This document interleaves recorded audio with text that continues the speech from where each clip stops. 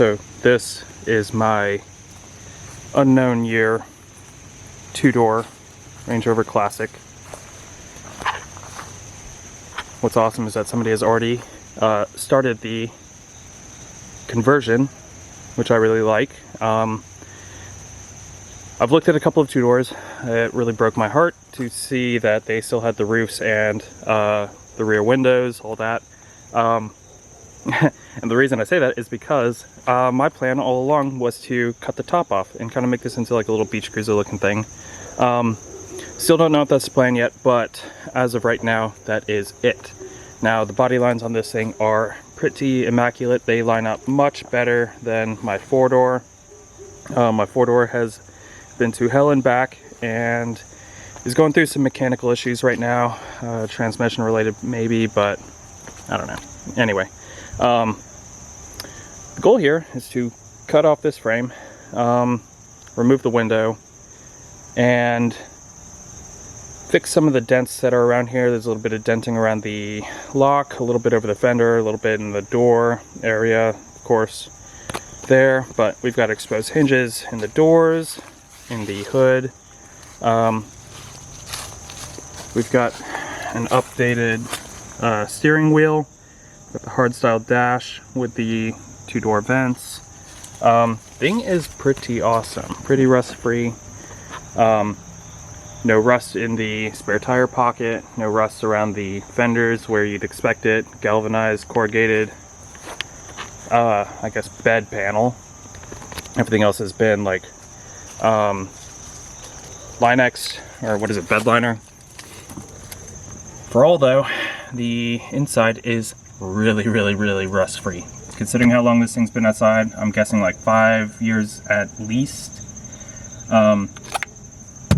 Yeah, so a little bit of rust around here, but that is like surface rust. It's competent sheet metal underneath it, and the exhaust is pretty rusty, but we expect to get rid of that. We've got some yellow or hornet's nests around here. The frame is really clean, and yeah. So the goal today, you can see there's no engine, blank slate. The goal today is that my steering wheel is not linked to anything really. You can see that it's connected to the pitman arm's connected over there to that axle, but that axle runs back along here and connects to nothing. So that bracket is in this box over here. I don't know what kind of hardware I've got in that box, but I'm hoping to get the steering linked back up today. Okay, we're gonna get it cleaned up. Had a slight problem. My angle grinder,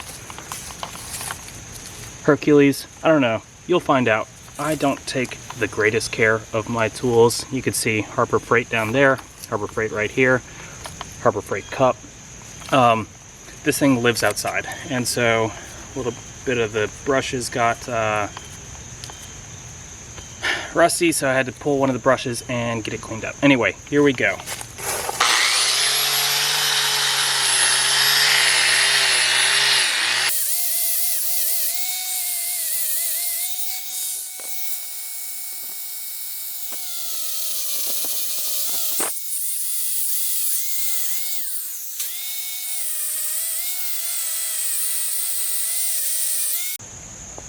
Got it moved over to my hitch mount vise. Gonna keep cleaning.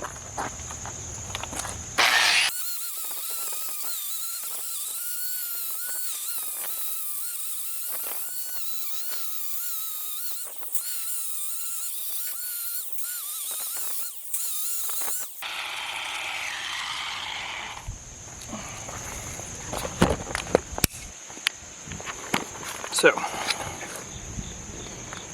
we are looking pretty good.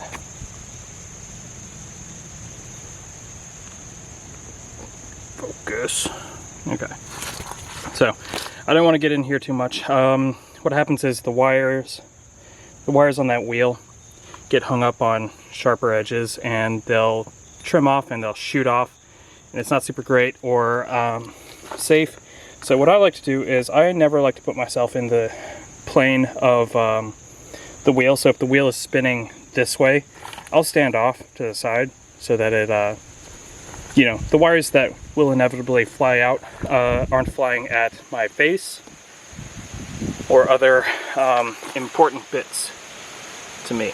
So, gonna keep going with this.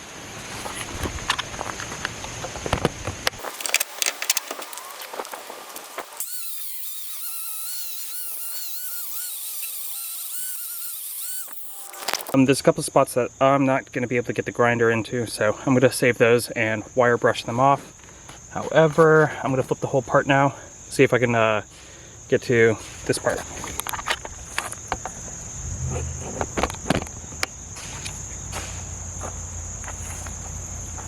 And this is what I mean whenever I say that.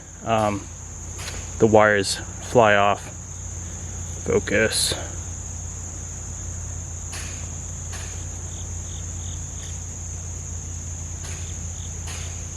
Yeah. Little sharp pinches here and there. Nothing too bad, but not stuff you want flying into your eyes.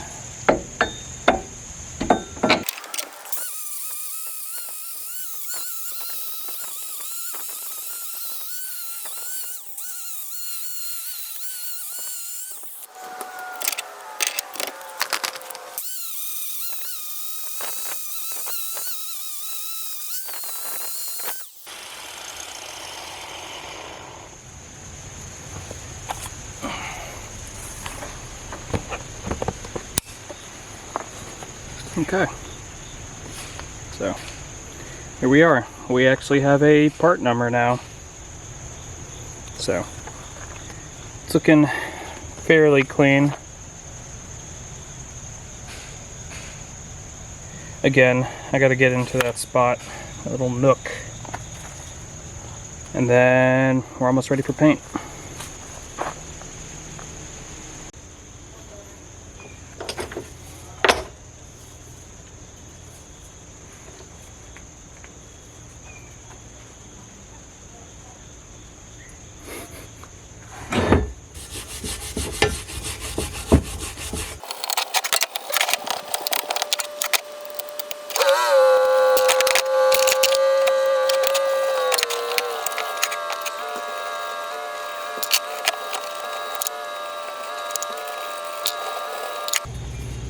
Okay, so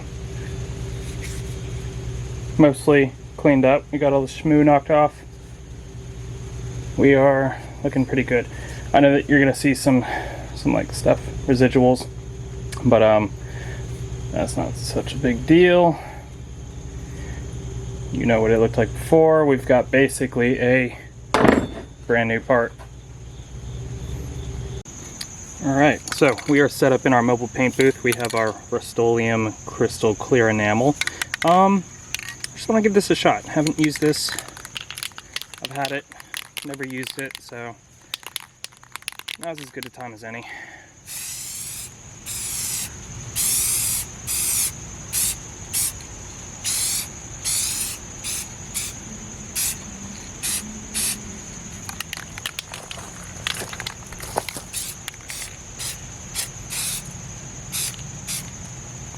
And this is mostly just to give it a little coat of something instead of nothing, which is what it has.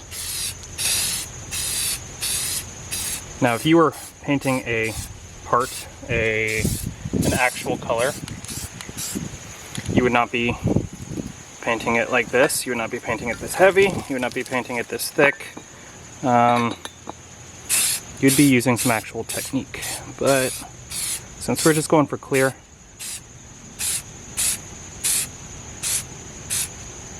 I am more than happy with that.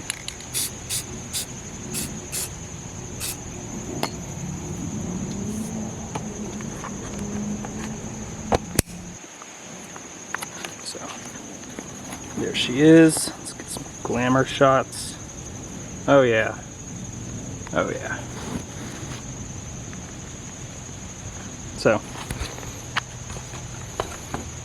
that is what it is. We're gonna let it dry. We're gonna come back. Oh, this is nice. This is really nice. I don't know if you can tell. This is really nice. I'm gonna give it another coat.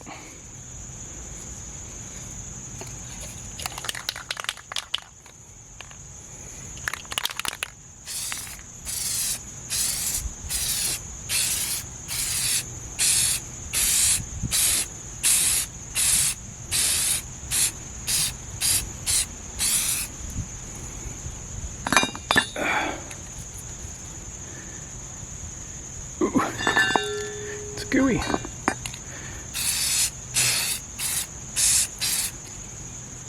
Take that here.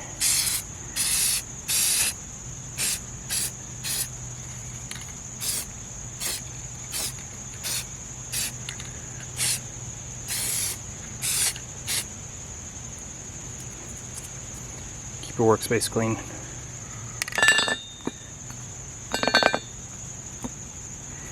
And I am happy with that.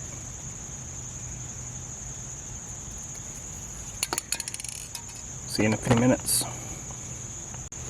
And just as an FYI, the reason I'm doing clear coat is not solely because I couldn't find my can of black Rust-Oleum, but the idea is whenever I get this whole thing put back together, I want to keep some of its like patina, but I don't want it to be on the exterior. Like I want the exterior to be like really nice, okay? But like whenever you look underneath and stuff, I want it to be like kind of evident that, you know, this was once upon a time like a really rusty, you know, piece of crap.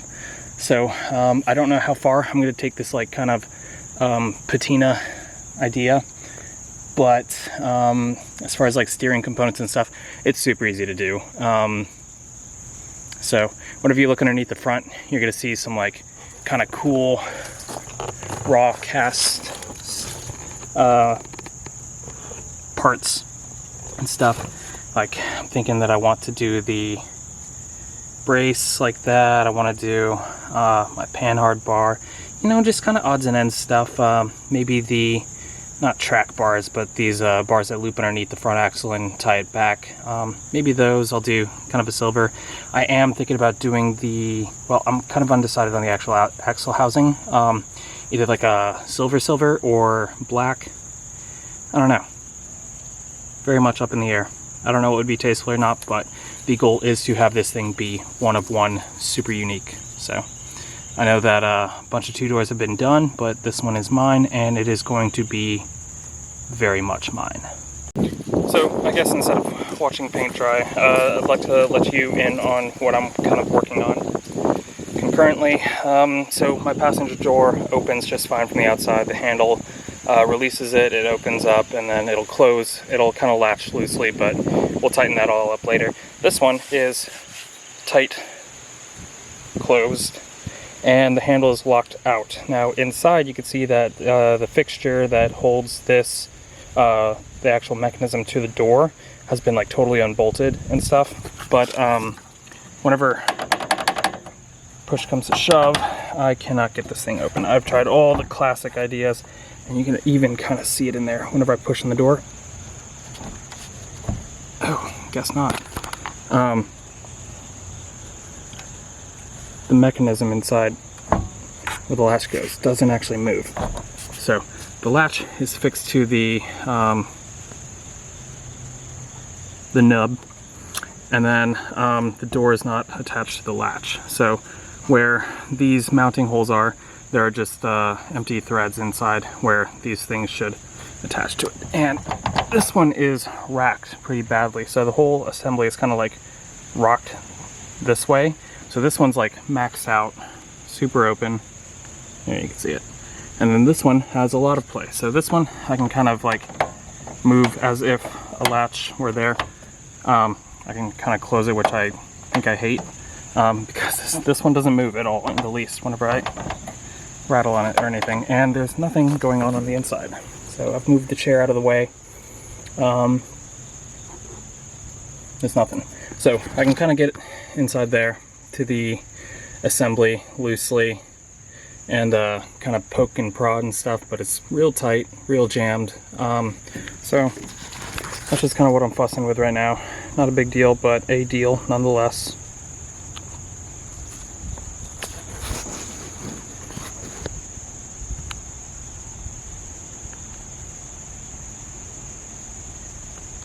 Okay, this door has been stuck for as long as I've owned this.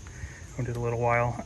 Couldn't figure it out, and ripped and yanked and tugged on this thing as much as I could, and could not figure it out. So I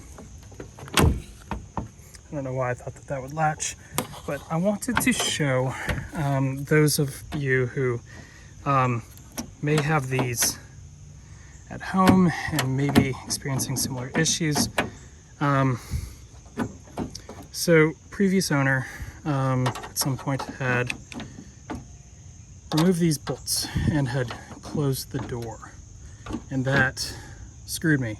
So what I did was oh, there we go. Okay, cool. So I can show you the door doesn't work, because what's happening is that as you rotate this, it's actually just rotating the assembly inside. So it's not actually moving anything mechanically. It's just really beans. So what you got to do is you got to, and what I did was I removed the weather stripping around the door seal so that I had more forward and backward play. But you try and pull the door out as much as you can. And I have the most ideal little 90-degree pick here. And I line it up with the bolt hole inside. And then I pull on this. Oh, now it's not going to work. And then how it always goes. I've lost my bolt hole. I think we've found it. So, yeah, there it is. So, the idea is that, there we go. The idea is that you keep the inner assembly from rotating. Oh, sweet. Okay, so now it's not like not even gonna open at all.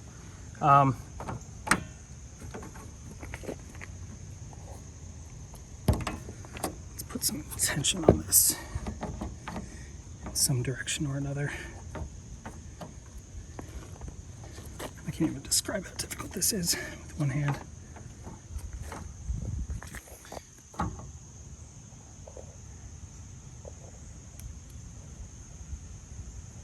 So,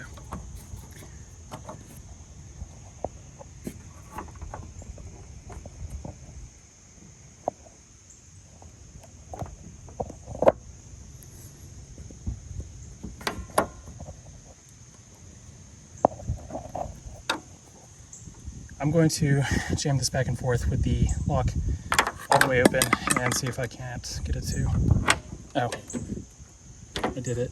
So that was a bear. So here's the window assembly. Window's not in the guides, but general idea. That fastens to the door frame. That goes in there. As you crank that, it turns this gear, flips this arm with respect to the assembly, so the assembly doesn't move, and lowers the window. These brackets had to be firstly removed from the bottom and then removed from here. You could just remove them from here. I found it was just easier to do both.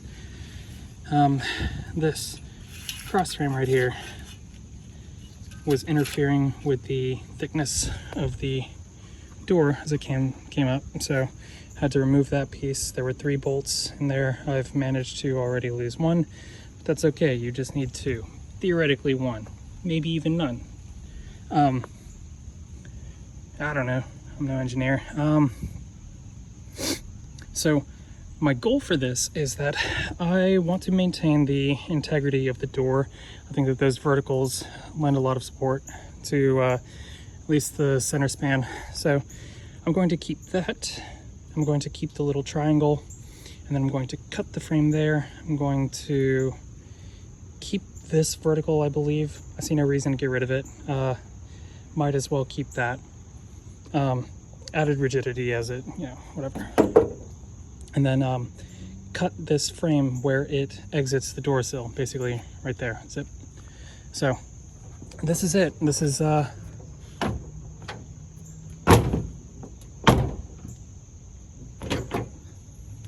Oh, now my latch doesn't want to latch. Whatever. So, if you can picture that cut, and this will just be a little triangle, and this will be a boat. I got more parts clear coated. We are weather testing them right now in this rain. They seem to be doing just fine, just fine. I was gonna go head over to Harbor Freight, grab a wire wheel for my bench grinder. Using a hand grinder is like kind of sucky with parts like this. Like it's not the worst, but you know, it's just kind of annoying. So I'd rather have like a bench grinder with some, you know, real torque behind it. Clean this off with a hand grinder. Okay, but I do not trust these with a hand grinder. I'd have to like fasten the grinder into a set of vice jaws and then like use some pliers to like really feed this into that, and it's just not worth it to me. So I'm gonna go out, spend the 10, 11, 12, maybe $7 on a bench grinder wire wheel. So maybe get some of these fasteners cleaned up. I'm torn between like getting this part reassembled into there. This was disassembled whenever I first got the car. So it actually fastens in right there to the frame, also there, and then down to like it's not a panhard bar, maybe it's a panhard bar, the one that goes to the opposite part of the axle. So I don't know what it's worth to me right now, because the goal is also to drop the entire front suspension from right there, the track bars or the trailing arms, unfasten the top of the shock towers, pull that down, drop everything, basically the axles down, disconnect all the brake lines and all that shit, and then pull this whole thing forward, get that cleaned up, and then back in.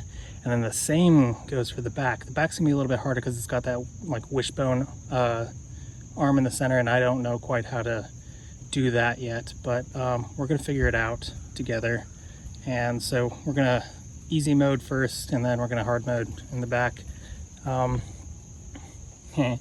then yeah, so gotta pull the other window assembly out of the other door.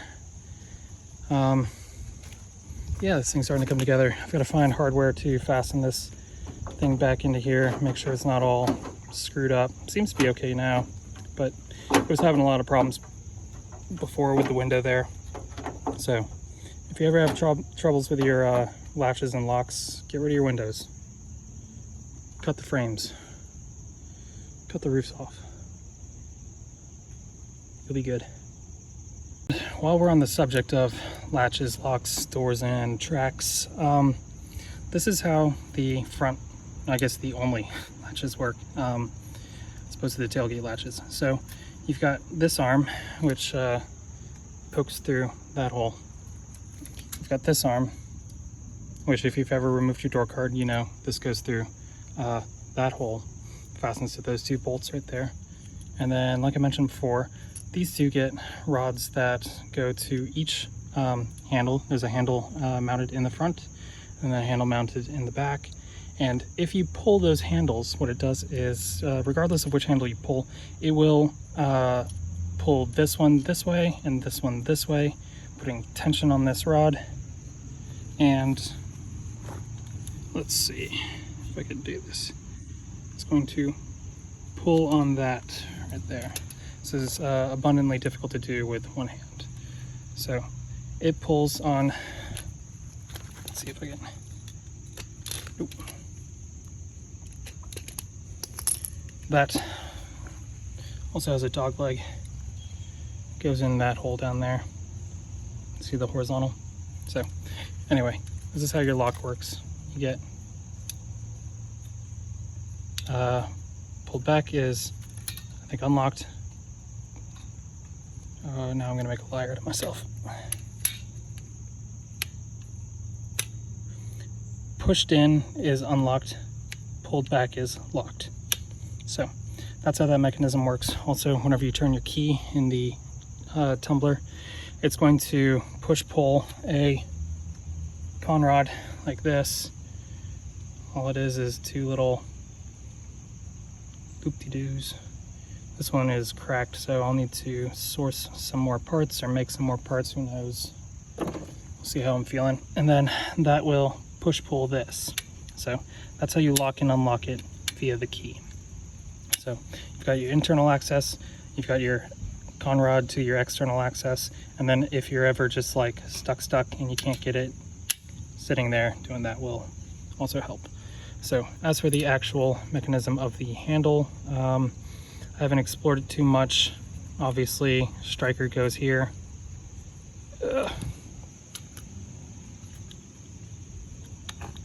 So we're closed, handle's mounted like this, it's entrapped. As you pull,